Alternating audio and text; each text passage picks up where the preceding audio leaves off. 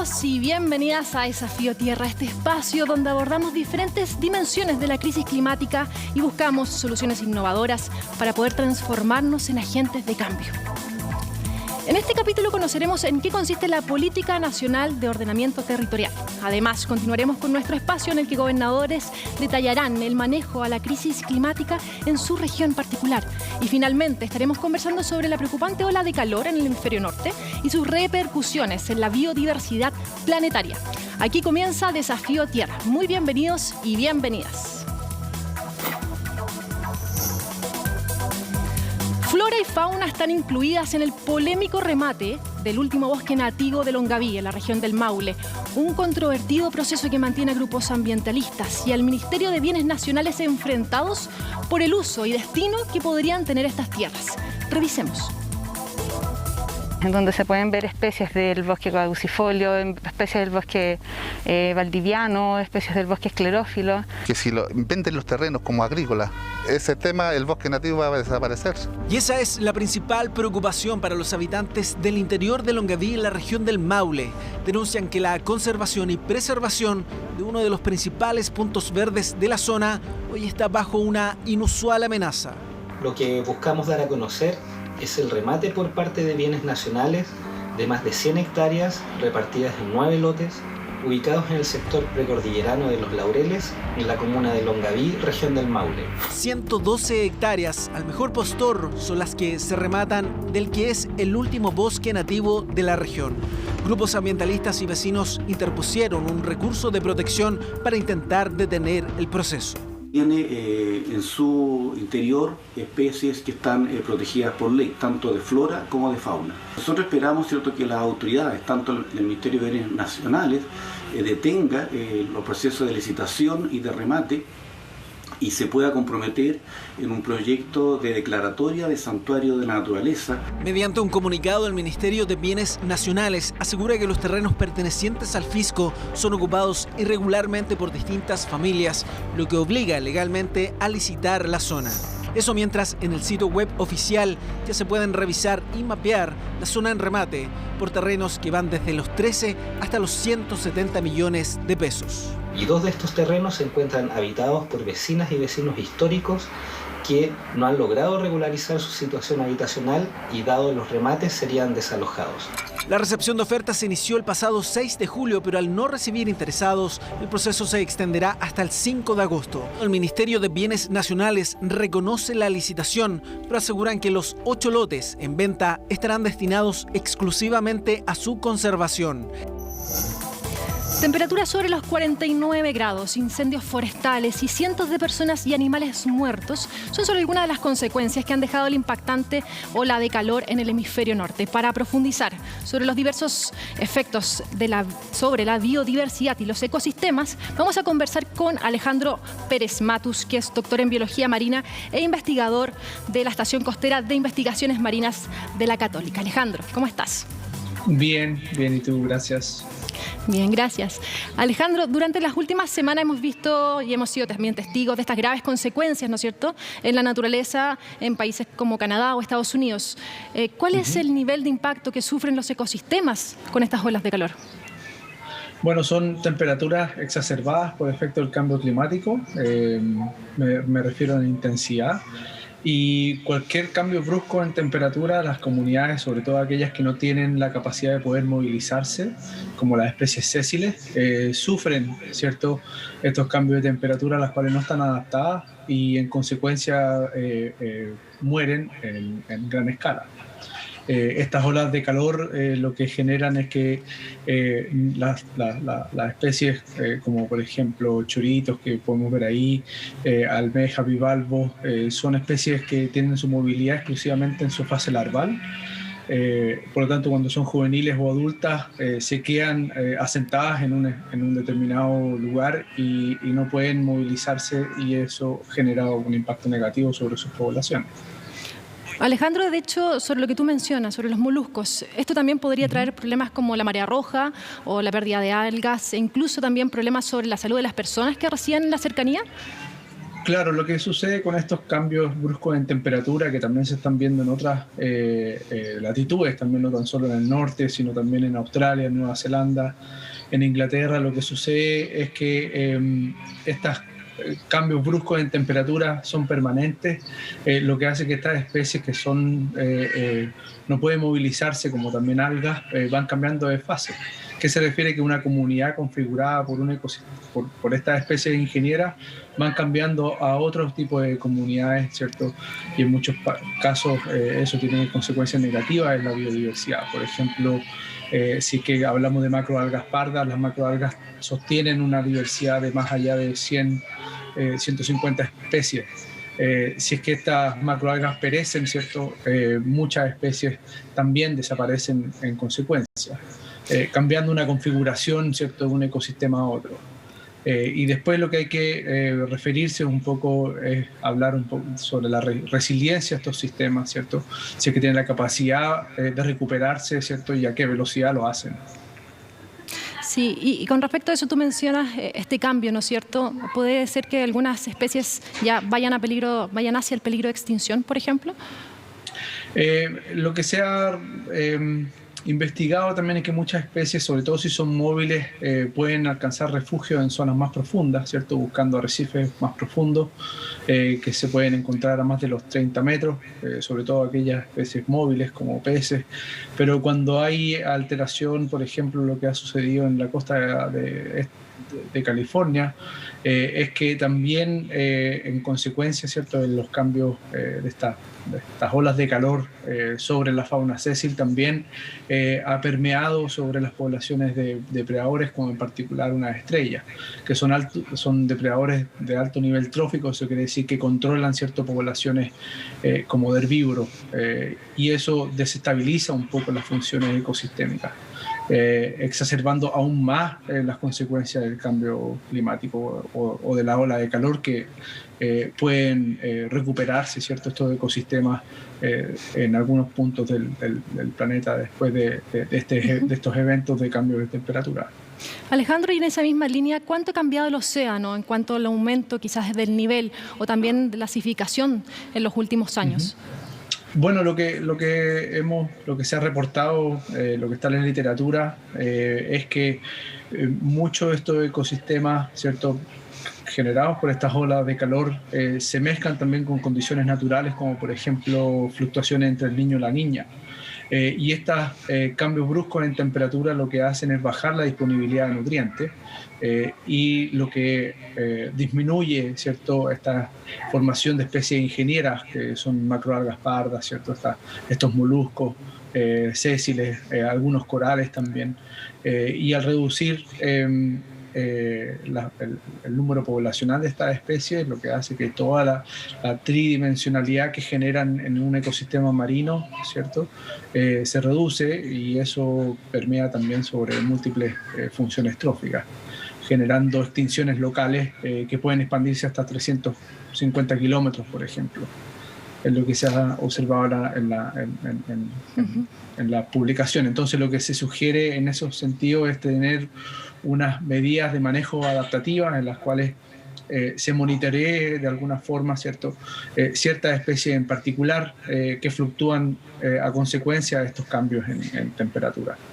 Y esos monitoreos van a permitir integrar un poco el conocimiento sobre la variabilidad natural que tienen estas poblaciones a causa de fenómenos oceanográficos naturales como el fenómeno del Niño, y cuáles son las consecuencias a causa de estos cambios bruscos en temperatura generados por olas de calor, que se están viendo cada vez más en ciertos puntos, ¿cierto?, del planeta. Alejandro, ¿y qué ocurre en la Tierra, considerando, por ejemplo, los devastadores incendios forestales que se registran en California? ¿Cómo también la flora y fauna de ese espacio se ve también amenazada? Sí, bueno, esto hace que hay que tomar medidas pronto, ¿cierto?, para minimizar un poco los impactos del ser humano, ¿cierto?, sobre los cambios en temperatura, de los gases invernaderos, ¿cierto?, para disminuir un poco la incertidumbre que existe en base a estas grandes fluctuaciones en temperatura que estamos viendo hoy en día. Eso se van multiplicando factores, porque tal vez un fenómeno con otro, ¿cierto?, multiplica el impacto, y en algunos casos eso puede ser muy negativo cuando lo asociamos, por ejemplo, a la falta de agua. Ya que esa falta de agua, la sequía en general, los mega sequías que estamos viendo en algunas partes, sobre todo acá en Chile también, exacerban, ¿cierto?, y aumentan el impacto, ¿cierto?, de la temperatura, disminuyendo la capacidad de resiliencia de estos ecosistemas. Y es por eso que hay que tomar medidas relativamente rápido para entender un poco cuál es el porcentaje de la variación, ¿cierto?, natural, y por otro lado, como te decía anteriormente, comprender cuáles de estos ecosistemas tienen la capacidad de poder recuperarse, ¿cierto?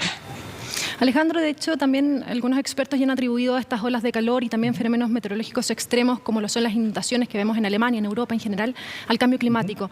De no reducir las emisiones de CO2, ¿este es un tipo de escenario que se volvería quizás más recurrente? Sí, sin duda. Lo que sucede que en estos espacios, por ejemplo, exclusivamente los sistemas marinos que estamos viendo en las imágenes, son, por así decirlo, recursos limitantes para muchas especies, ¿cierto? El sustrato, por así decirlo, el lugar donde estas van a asentarse después de pasar una vía oceanográfica, y cuando son larvas, perdón. Entonces lo que sucede es que cuando hay estas mortalidades masivas, hay muchas especies que son oportunistas en sus estrategias de vida. Oportunistas quiere decir que tienen tasas de crecimiento rápido, tienen tasas de fecundidad relativamente altas, y muchas de ellas vienen de otros lugares donde están condicionadas a este tipo de cambios. Entonces lo que se genera tal vez es una invasión de especies, ¿cierto?, oportunistas en estos sistemas. Lo que cambia obviamente la configuración de los ecosistemas y los servicios que estas proveen. En el caso, por ejemplo, de los mitilios, ¿cierto?, de los bivalvos, los moluscos, generan servicios ecosistémicos al hombre a través de los mismos recursos que pueden servir de alimentos, ¿cierto?, recursos pesqueros. Entonces eso va generando todo un escalamiento de impactos negativos. Por lo tanto, el mensaje es tener como medidas precautorias, por así decirlo, medidas adaptativas para poder medir estos ecosistemas en el tiempo, para comprender bien cómo se pueden recuperar, y lo otro es asistir un poco a la recuperación, ¿cierto?, de estos sistemas. Asistirla, me refiero que hay planes de restauración de estos moluscos, también de algas, y eso requiere inversión. Está la ciencia, pero requiere una inversión, ¿cierto?, y una decisión en realidad desde arriba hacia abajo para empezar a restaurar estos ecosistemas o asistirlos de alguna forma para que se recuperen de mejor forma. Alejandro, ¿y qué pasa con Chile? ¿Cómo esperamos que venga también? No hemos tenido estas olas de calor, pero ¿qué podríamos estar esperando? Sí, bueno, Chile es bien conocido por ser uno de los mares más productivos del planeta, debido a las condiciones de surgencia, que son estos levantamientos de aguas subsuperficiales, ¿cierto?, que llegan a la superficie, ricas en nutrientes, con temperaturas relativamente estables, pero estos puntos son focalizados en la costa y generados principalmente por el viento. Los vientos predominantes del sur. Entonces estas condiciones actualmente, gracias a la deriva, ¿cierto?, de toda la circulación oceánica cerca de la Antártica, que genera la corriente de Humboldt, ha generado prácticamente una barrera, ¿cierto?, frente a estos cambios bruscos en temperatura. Lo que sí está sucediendo es que uno de los fenómenos principales de esta producción, de esta productividad, que son los fenómenos de surgencia, es la relajación tal vez de los vientos predominantes del sur, ¿cierto? Estos vientos predominantes lo que hacen es generar, ¿cierto?, estos patrones de circulación levantando el agua, y eso en algunas latitudes se está viendo afectado. Alejandro por efecto Pérez. del cambio climático. Sí, muchas gracias. Alejandro Pérez Matus, doctor en Biología Marina e investigador de la Estación Costera de Investigaciones Marinas de la Católica. Muchísimas gracias por la entrevista y muchísimas gracias por también darnos un paneo general de lo que está ocurriendo. No, gracias a ti y me encanta ver este programa. Muchísimas gracias. Nosotros nos vamos a una pausa, ya volvemos en más de Desafío Tierra.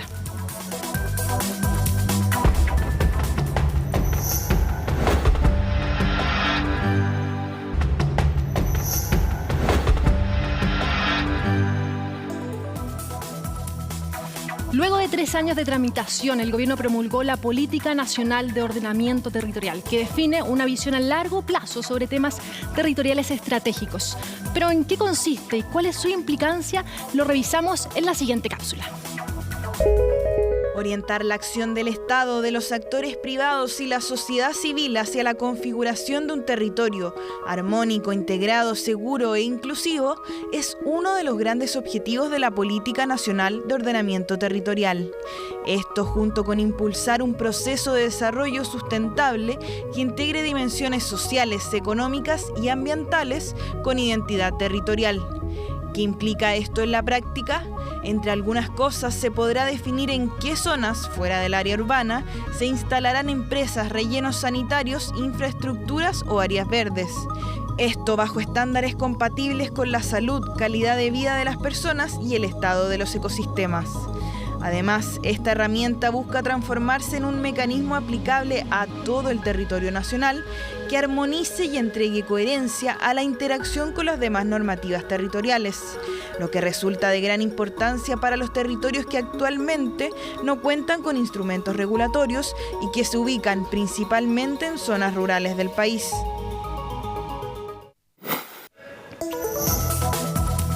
Ahora nuestro espacio dedicado a saber cómo los gobernadores abordarán la crisis ambiental en cada una de sus regiones. Conoceremos sobre la protección de humedales y el manejo de residuos tóxicos. Revisemos. Tenemos grandes desafíos en la región de Arica y Parinacota. Desde luego, uno de los primeros es mantener la reserva de la biosfera en el Parque Nacional Lauca. Por otra parte, tenemos que preservar el picaflor, una ave en extinción que ha sido propia de la región. En paralelo, tenemos grandes desafíos vinculados a la sequía, porque en la región de Arica y Parinacota, a pesar de ser una región que tiene un suelo árido, tiene mucha responsabilidad en la agricultura para la región y para el país. El problema de los residuos tóxicos ha sido una gran afectación a la población de Arica y Parinacota. Desde luego, desde la década de los 80 hemos sido afectados por la presencia de distintos polimetales de origen sueco. Esta responsabilidad es una responsabilidad del Estado y desde luego, con recursos regionales sería imposible cubrir el tremendo daño que ha causado. Nosotros tenemos que ser garantes y estar del lado de la ciudadanía para que el Estado se haga responsable del daño en la salud para los habitantes de Arica y Parinacota. Los humedales juegan un papel fundamental en el escenario de nuestra comuna de Valdivia, capital regional, de control, especialmente en invierno, donde necesitamos ese reservorio de vida que tienen los humedales como un patrimonio importante de la ciudad. Nosotros estamos además haciendo un levantamiento como gobierno regional de todos los humedales que existen en la región de los ríos, con el objeto de poder también protegerlo y avanzar en una política también de carácter cultural, educacional. También hay una actitud propositiva en que permanentemente el gobierno regional, la Comisión de Medio Ambiente del gobierno regional está dando pauta, está haciendo revisiones, está haciendo llamados y está influyendo en las políticas medioambientales de la región de los ríos. Investigadores descubrieron que en realidad los tiburones forman amistades de años, disipando el mito del tiburón solitario. Esta y otras noticias en los breves de Desafío Tierra. La Unión Europea ha expuesto una serie de planes para reducir las emisiones drásticamente durante la próxima década. El paquete Fit for 55 enfrentará meses de negociaciones entre los 27 países de la Unión Europea y el Parlamento Europeo. La Comisión propone 12 políticas dirigidas a la energía, la industria, el transporte y la calefacción de edificios, y tiene como objetivo alentar a las empresas y a los consumidores a elegir opciones más ecológicas en lugar de contaminantes.